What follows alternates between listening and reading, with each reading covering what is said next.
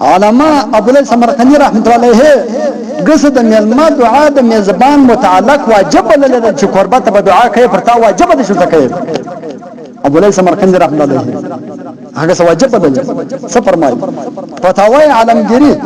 343 نمبر صفحه 5 جلد باب الهدايا والضيافات په دغه باب کې لیکي چې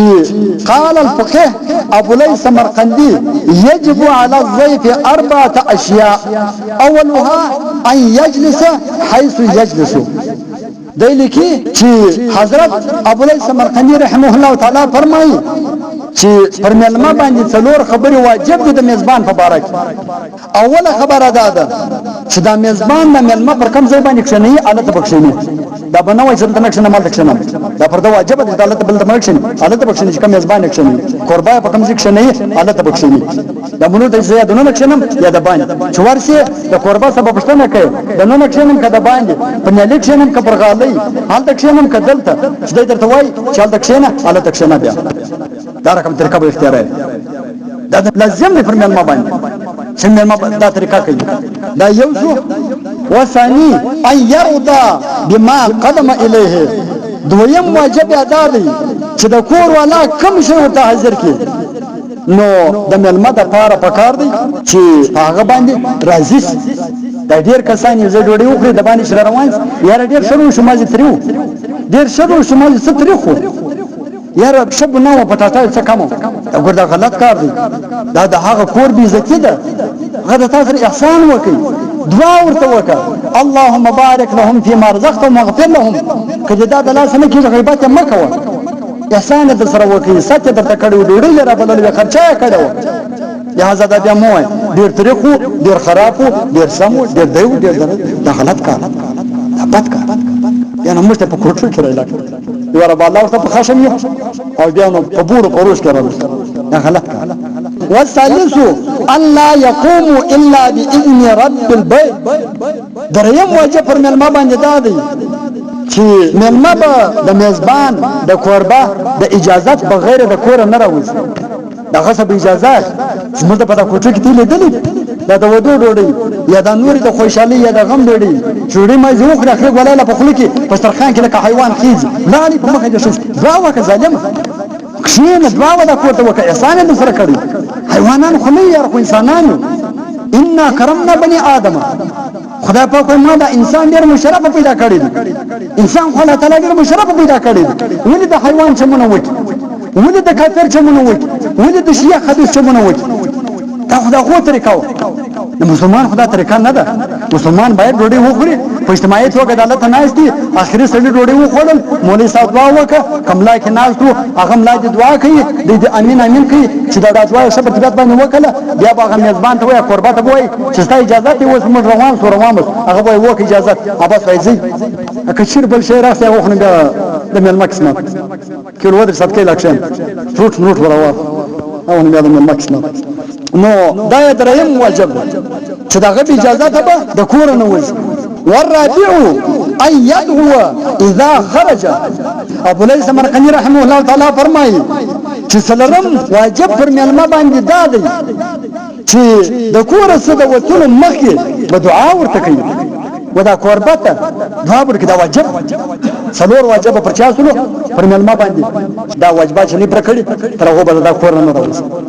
لہذا دغه چند دلایل دا مختصر دلایل دا مختصر وخت واجبان کنه ما به ان شاء الله مکمل مجلس نه پکړی وای خالد د ډوډۍ بعد پدوای دا خبيسان صدر توای حدیث توای قران توای رسول الله توای صحابه توای ما به نور ان شاء الله پر وخت مختصر خو بس د دلایل څخه ثابت شو چې د کور والا ته دعا کول سنت طریقه ده او پر میلمه باندې بلکې دا واجب عمل دی سره د لاس پورته کېدو چې لاس مو پورته کوي رسول الله چې بکله دعا کول بعضی دعاګان به دار کوم کول لاس بدون پورته کړو مشکا شریف کتاب الدعوات کله ده د دعا مبارک علیده باب دی کتاب الدعوات دا رقم راځي مولوی صحابه به څنګه ناسو اخو المسجد نبی علیه الصلاۃ والسلام وجه بغله مبارک ته وکتل چې رسول الله بغل ډیر شایسته دي کده صلی الله علیه وسلم برکتل و چې صلی الله علیه وسلم لیکن هغه فرق نه کړي رسول الله بغل به شایسته او صلی الله علیه وسلم رسول الله بغل ډیر شایسته دا څه معنا یعنی رسول الله د تر لاسونه نه ونیول لکه وایي پنځپریان دلته په پزه لاس وا یا په چټ باندې لاس وا یا په سر باندې لاس دا اوس ادب دي د دعا اول ادب دا چې په دعا کې بلاس پورته کوي د دعا اول ادب دا دی په دعا کې بس لاس دا کچکول به پورته وي خدای پاک او نبی عليه الصلاه والسلام څه فرمایي چې الله تعالی ته د لاسونو لاره کومونه سي پورته کې نو الله تعالی دا خلی نه در پرېږدي خدای پاک پیدا کچکول کې شی دراشي چې دا کچکول د بندګانو کې بنده ته ونه سي هم یو فنجي کې اجشاره کچکول راته ونه دغه نه سیاخم الله تعالی خو د خپل دربار به خسرې ترغونه پسې چې پیدا کچکول کې واره شی نه درچول دا خو کچکول دی موږ الله تعالی ته نیولې دي چې خدای د الله څخه مبره خلک کوي خدای محتاج یو مجبور یو موږ نه یو پر لکه پنځپریان سلفیان وهابیان موږ پر نه یو موږ د تاسو غواړو موږ د ډایرکټ ولا نه یو رسول الله په واسطه درڅ غواړو دا خون څه په واسطه درڅ غواړو د حاجی مولانا د ستار څه په واسطه درڅ غواړو د دغه صحابه په واسطه درڅ غواړو د امامانو د امام ابو حنیفه رحمه الله تعالی په واسطه درڅ غواړو د ډایرکټ ولا موږ ډایرکټ غواړو لکه پنځپریان اوس محتاج یو مجبور یو دا کچکول الله تعالی ته پته کوچي او کچکول خدای پاک به ودعا نه قبول کړي لاړو جنت ان شاء الله تعالی او د ځان پرځه غو مشهور حسن بصری رحمه الله تعالی منظور کوي د مزګر منظور نو یو سړی وو هر مزګر بدل مذهب د ولادت دعا نه کوله دعا ته نشي نستي حسن بصری وخرب الدرس د خشم مراد ولدل ترس هغه شرالي هغه د بوټ پر شابه ولم کوړه بس هر مزګر د بوټ ولم کوړه په شابه ولم دا کار ولو خدای د کلمه نه مجبور ظالم د خره خاص خدای ته وکړه کنور خدای ته نه مجبور د خره خاص کوړه وکړه چې خدای پاک یو خره نصیب کې چې د بوټ کوړه پرولم دون فرای دا لاس خدای ته نه پوهه کړی دا دعا پر نکښې نه ظالم لکه دا اوس چې مزګر سلام وګرځي مسجد به خالی پنځه کسان و دعا ته پاتې خدای وکړي اجتماعي دعا څه طریقه ده نو بس دغه دلایل څخه دا ثابت شول چې د کور والا ته دعا کول سنت طریقه ده بلکې واجب عمل دی سره د لاس پورته کېدو ځکه د لاس پورته کېدل دا په دعا کې د دعا د آداب څخه دی لہذا کډیر دلایل نه دغه لړ دلایل د هوښیار د پاره او د اهل حق د پاره د غونګره قدر کافي او شافي دي او چې کوم خلک مفسدين یا د حق نه منل ولای نو بیا کوه هغه ته تورات انجیل زبور قران دا ټول ورته پیش کې هم دې ته بچیش نه وکی هیڅ پیدا نه کوي نه مني نه پیدا ورته کوي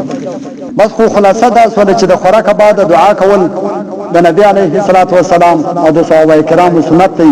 او د غرنګ اجتماعي دعا کول هم سنت طریقه د اجتماعي سره دعا کوي دا یو دعا کوي د نور امین امین کوي ځکه نبی علیه الصلاۃ والسلام فرمایي چې لا یجتمع ملأ فيدعو بعضهم ويؤمن بعضهم الا اجابهم الله دا کنز العمال وڅلوېښتم نمبر صفحه دویم جلد په دې کې دا حدیث راوړي چې نبی علیه الصلاه والسلام فرمایي چې زما امت کچېره یو سړي دعا کول او دا نور امین امین ورکوي الا اجابهم الله الله تعالی به دا دعا ضرور قبلوي رسول الله فرمایي او ته اجتماعي دعا نشته پر قبر باندې بس یو دعا دغه بس یکړه دی وایي اجتماعي دعا نشته رسول الله عام ویلي خو نه قبر ویلي دی نه ډوډۍ ویلي دی نه لمونځ ویلي عام رسول الله ویلي کې پر قبر باندې کوي کې د روړي باندې کوي کې هر وخت دا دعا چې دا سنت طریقه ده اجتماعي طریقه باندې دعا یو دعا کوي دا نور امین امین پر کوي دا سنت طریقه ده علامه بنوري رحمه الله تعالی په معارف السنن 220 نمبر صفحه دریم جلد کې هم دغه حدیث راوړي او بیا د دې حدیث تحت لیکي وهو دليل للدعاء بهيئه اجتماعيه ومزنه قبولها اكثر من دعاء الوحدان چې اجتماعي دعا کول طریقه دعا کول څخه ډیر زغر د قبليږي او بهتره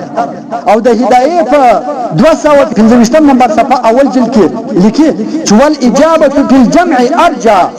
چې طریقه دعا کول په ګډه سره دعا کول دغه طریقه چې ده څه قبليږي او څه طریقه او د هدايه ته دغه عبارت لاندې علامه عینی په بنایه 9 نمبر صفحه 3 جلد په دې کې لیکي لانه قد يكون فيه من لا ترد دعوته البنايه 9 نمبر صفحه 3 جلد چې په اجتماعي یعنی په ګډه طریقه سره دعا په دې وجه سره افضل طریقه ده او څه قبليږي ځکه وایي چې کله کله په دا جماعت کې په دې ټولۍ کې یو داسې خلک موجود دي چې الله تعالی دغه دعا نه ردوي دغه دعا نه ردوي نو هغه چې امین امین کوي دغه رقم خلکو په وجه باندې الله تعالی د دې ټولو کسانو دعا قبول کوي څنګه شایسته خبره او په جبري وایي کله کله دعا کوي په ټولۍ نه کوي پنځپیر خدا ولې چې پرای خلک جسمه خو تاترین دوزخ ځای که سلفي دي که وهابي دي که کلک پنځپری خدا وای چې راز د نورم سره کښ نو په دې وجه سره په اجتماعي طریقه سره دعا کول پکار دي هر ځای چې دعا کسان یاست یو د دعا کوي دا بل د امین امین لري خالدان نه چې د ډوډۍ ورسته یا د منځو ورسته اجتماعي دعا کول مستحب او څه طریقه ده نه بلکې کله ډوډۍ ورسته یي کله منځو ورسته یي ک پر قبر باندې چې سړی دفن سي دغه ورسته یي او ک پر فاتحه باندې د فاتحه چې خلک راځي یا په نور ځایو کې دعا په اجتماعي طریقه سره کول دا بهتر عمل دی او ښه عمل نو خبرې خو میاغه د شیطان تر چاله پرې کولې خو دلته بس په زمن کې سلفیان وحدان او پنځپیران آیات تقریبا هو دیم ته شیطان نه کم دیم دا چلونه چې ورچې اسکات مکو دعا مکو اجتماعي دعا مکو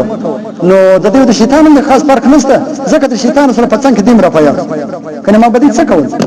په دې باندې ولکه زغه ټیم ځای کېدل لازم ارمان چې ټیم پر ځای خو ما ځمستي سر در خلاصوي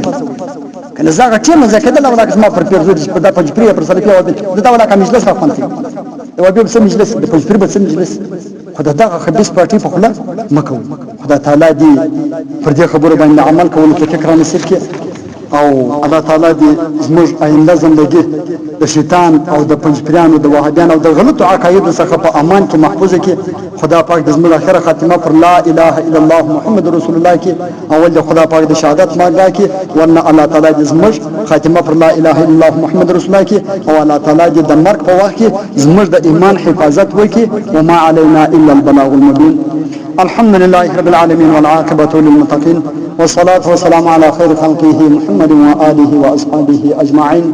اللهم اهدنا الصراط المستقيم الصراط الذين أنعمت عليهم غير المغضوب عليهم ولا الضالين